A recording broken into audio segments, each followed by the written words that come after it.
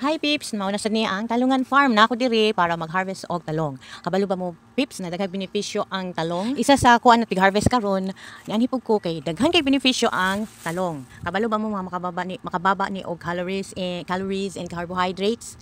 Ang talong pud kay mayaman sa fiber. Kabalo ba mo ana Pips? Kuan pud ni siya mayaman sa antioxidants.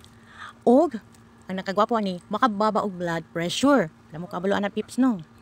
Nakababa ni siya o blood pressure kay nagapababa siya o cholesterol.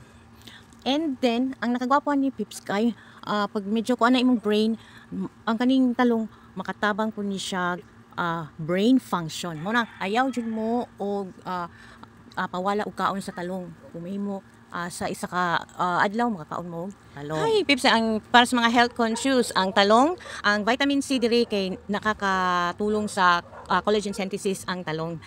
Kay mo ni siya maghatag sa firmness sa skin, like mga girls, kailangan kaon jud mo talong. Tapos nakakabawas din ng stress and anxiety. Tungod sa ang talong na ay vitamin A, C and E.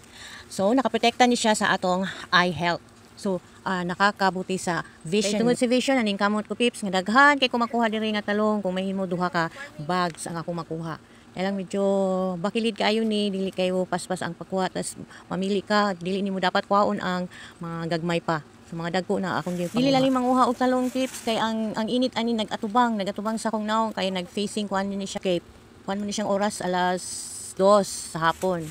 So, kailangan magpaspas ka diha, singot kaayo po, so kailangan makuha nimo ang mga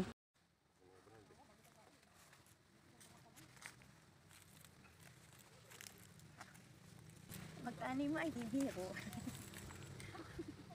Maghapon na kayo po. Dali mo mga talong mo. Woohoo! Napin mo. Pag ako no.